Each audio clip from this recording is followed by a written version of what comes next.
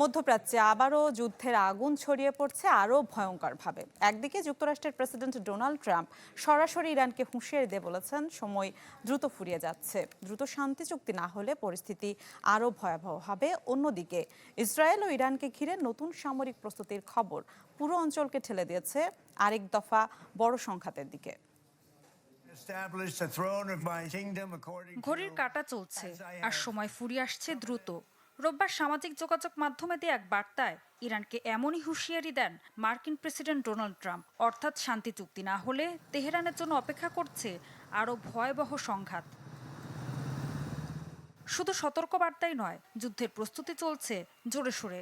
Israeli গণমাধ্যম বলছে, গেল ২৪ ঘন্টায় জার্মানির মার্কিন ঘাঁটি থেকে অনেকগুলো গোলাবারুদ ভর্তি কার্গো বিমান তেল আবিবে নেমেছে।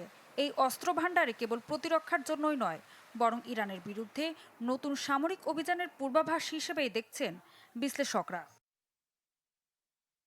আর মার্কিন সিনেটর লিন্ডসে গ্রাহাম আরও এক ধাপ এগিয়ে বলেছেন, ইরানকে নত করতে হলে আঘাত হানতে হবে তাদের জ্বালানি অবকাঠামোগুলোতে। তাহলেই হয়তো ইরান রাজি হবে শান্তি চুক্তিতে। একই সাথে ইসরায়েলি সামরিক বাহিনী দিয়েছে নতুন সতর্কবার্তা। পাবলিক ব্রডকাস্টার কানের প্রতিবেদনে বলা হয়, যুক্তরাষ্ট্র নতুন করে হামলা চালালে তাতে সরাসরি যোগ দেবে ইসরায়েলও, এবং তাদের লক্ষ্য হবে ইরানের জ্বালানি অবকাঠামো। বেনিয়ামিন নেতানিয়াহু ও ট্রাম্পের দীর্ঘ ফোন আলাপের পর এই প্রস্তুতি আরও স্পষ্ট হয়ে উঠেছে। তবে ইরানের শীর্ষ কর্মকর্তা মোহসেন রোজাই পাল্টা হুঁশিয়ারি দিয়ে বলেন, ইরানের বন্দর অবরোধ তুলে না নিলে ওমান সাগরই হবে তাদের কবরস্থান। এদিকে লেবাননেও থামছে না ইসরায়েলি হামলা।